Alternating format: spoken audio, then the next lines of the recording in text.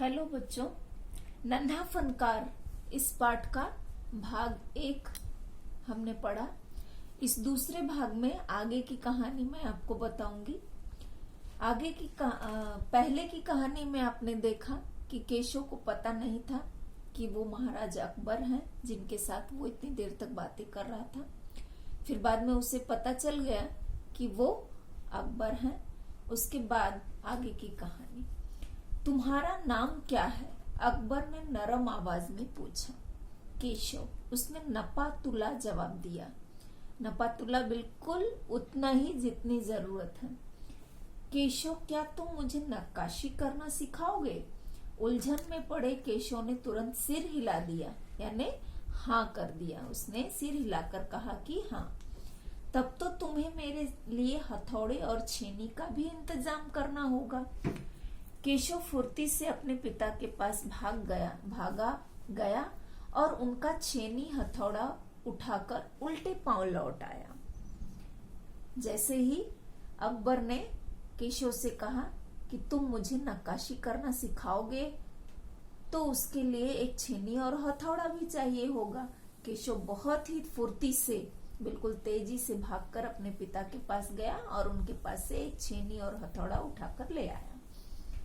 दोस्ताना अंदाज में अकबर केशव के पास जमीन पर बैठ गए और पास में पड़े पत्थर को खींचते हुए बोले, ठीक है, अब बताओ कि मुझे क्या करना है। केशव ने संदेह भरी नजरों से अकबर की ओर देखा। हुजूर, क्या आप यह सब करेंगे? क्यों नहीं, मुझे तो विश्वास है कि मैं सीख ही लूंगा। नहीं नहीं, मेरा मतलब ये नहीं था। केशव सकपका गया, यानी वो डर गया। वो इसलिए पूछ रहा था क्योंकि उसे विश्वास नहीं हो रहा था कि एक राजा को नक्काशी का काम सीखने की क्या जरूरत है। यानी एक राजा मेरे पास बैठकर मुझसे नक्काशी का काम सीखेगा, उसको इस बात पर विश्वास नहीं हो रहा था। लेकिन राजा कहते हैं कि हाँ, मुझे विश्वास है, मैं सीख ही लूंगा। दरअसल मैं कहना चाहता था कि आप इतने बड़े बादशाह हैं, ये ठीक नहीं लगता। उसने कुछ अनमने भाव से कहा। अकबर हंसकर बोले, अच्छा, लेकिन पिछले हफ्ते तो मैंने मिट्टी से भरी डलिया ढोने में किसी की मदद की थी। क्या यह काम उससे भी ज्यादा मुश्किल है? यानी हम इतिहास में ऐसा पढ़ते हैं कि अकबर बहुत ही दयालु राजा था। वह प्रजा के दुख सुख में भाग लेता था। यानी थोड़े दिन पहले ही वो बताते हैं कि मैंने किसी व्यक्ति की मिट्टी की डलिया उठाने में मदद की थी। केशव अभी भी असमंजस की स्थिति में था। असमंजस यानी दुविधा में। वह अकबर के पास बैठ गया और उन्हें छेनी पकड़ने का सही तरीका सिखाने लगा। फिर जैसे कि केशव के पिता ने उसे सिखाया था, उसने कोयले के टुकड़े से पत्थर पर लकीरें खींचकर एक आसान सा नमूना बनाया और गंभीरता से कहा, देखिए, सिर्फ इन्हीं लकीरों को बहुत ध्यान से तराशना है। अकबर ने पत्थर पर छेनी रखी और जोर से हथौड़े से वार किया, जिससे कटाव ज्यादा गहरा हो गया। यानी पत्थर के ऊपर एक कोयले के टुकड़े से उसने आउटलाइन बनाकर एक डिजाइन बनाया और अकबर से कहा कि आप इस पर हथौड़े से डिजाइन बनाइए। लेकिन उन्होंने ज्यादा ही जोर से हथौड़ा मार दिया तो केशव ने टोका। अरे अरे, नहीं नहीं, केशव ने तुरंत गलती पकड़ी। हथौड़े को आहिस्ता से मारना है, ऐसे उसने करके दिखाया। और हाँ, अपनी आंखें थोड़ी मीच कर रखें, वरना कीरचे उड़कर आंखों में चली जाएंगी। अकबर मुस्कुराए, जी हुजूर। जवाब में केशव भी मुस्कुरा उठा। वह लगभग भूल ही गया था कि उसकी बगल में बैठा यह व्यक्ति हिंदुस्तान का बादशाह है। एक अनाड़ी से वयस्क पर अपने काम की धाक जमाने में उसे मजा आ रहा था। वयस्क यानी बड़ी उम्र का आदमी। एक अपने से काफी बड़ी उम्र के आदमी पर अपनी धाक जमाते हुए उसे अच्छा लग रहा था। वह बड़े ध्यान से देख रहा था कि अकबर किस तरह लकीरों को उकेर रहे हैं। बादशाह से जरा सी भी चूक हो जाने पर फौरन उसकी त्योरियां चढ़ जाती। त्योरियां चढ़ना यानी गुस्से में आ जाता था और डांटने लगता था। काम करते करते अकबर पूछ बैठते, केशव सही नहीं है क्या? और केशव सिर हिलाकर अपनी असहमति जता देता, यानी अगर गलत हो रहा है तो बता देता कि हाँ गलत हो रहा है। अकबर इत्मीनान से बैठ गए और केशव को काम करता हुआ देखने लगे। अपने काम में खोए हुए उन दोनों को इस बात का एहसास नहीं हुआ कि आसपास मौजूद दूसरे संगतरास उसे बड़े कौतूहल से देख रहे थे। अब जो कि आसपास काम करने वाले थे उन्हें भी पता चल गया था कि बादशाह अकबर वहां आए हैं और वो केशव के साथ नक्काशी करना सीख रहे हैं, उसके साथ बड़े प्रेम से बैठकर बातें कर रहे हैं। तो बाकी लोग भी, सबका ध्यान उनकी तरफ हो गया था।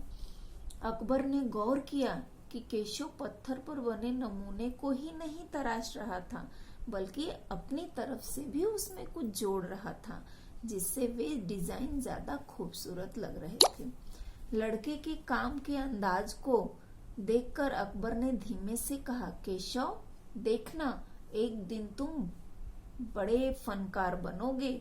हो सकता है एक दिन तुम मेरे कारखाने में काम करो। कारखाना? कैसा कारखाना?